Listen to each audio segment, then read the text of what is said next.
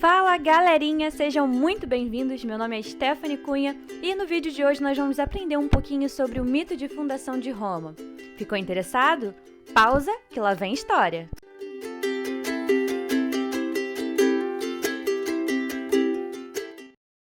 Mas antes de falar sobre o mito de fundação de Roma, vamos conhecer um pouquinho sobre quem foram os romanos.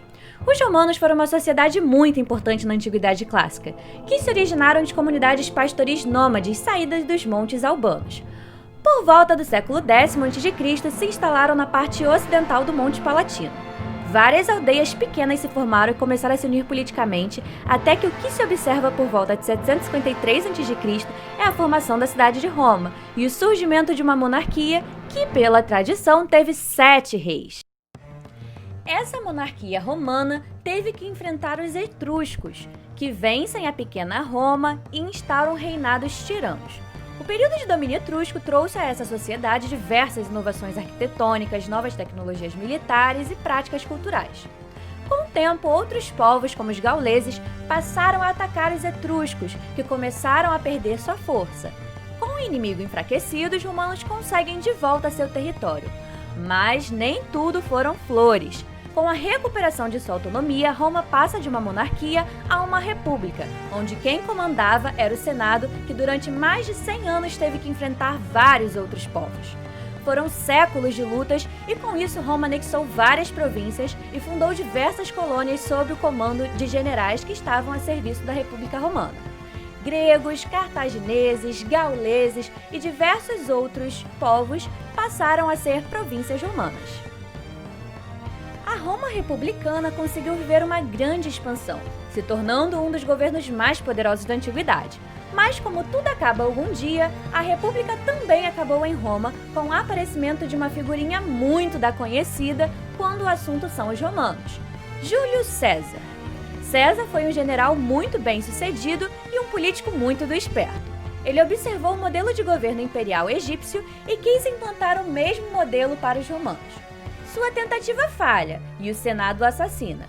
Mas seu sobrinho e filho adotivo Otaviano vence uma batalha importante, a Batalha do Átium, e com isso consegue o prestígio e poder necessário para derrotar o Senado e se vingar de todos que conspiraram contra César.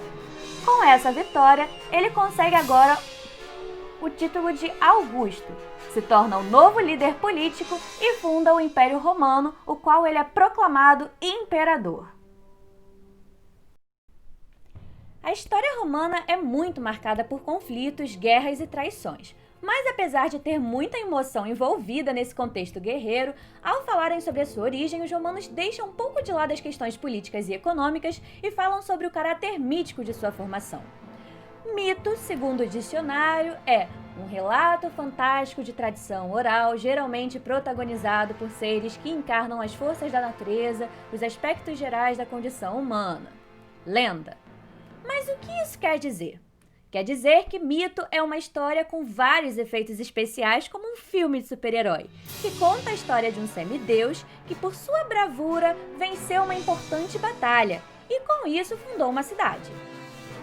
No mito de fundação de Roma, muito contado na tradição republicana, eles acreditavam que existia em uma cidade chamada Alba Longa uma princesa muito bonita, que se apaixona por Marte, o deus da guerra.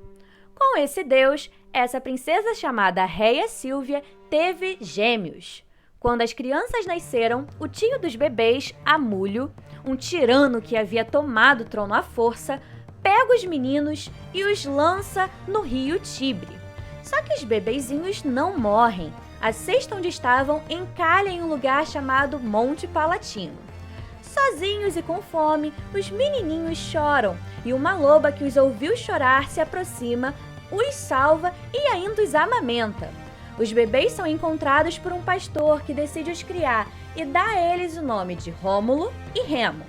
Quando os meninos se tornam adultos, eles descobrem sua origem e decidem voltar para Alba Longa, a fim de derrotar o cruel tio, devolvendo assim o trono ao avô. A bravura dos rapazes é reconhecida e eles ganham permissão para fundar uma cidade. Escolhem o Monte Palatino, onde foram amamentados pela loba, como lugar onde fundariam a sua cidade.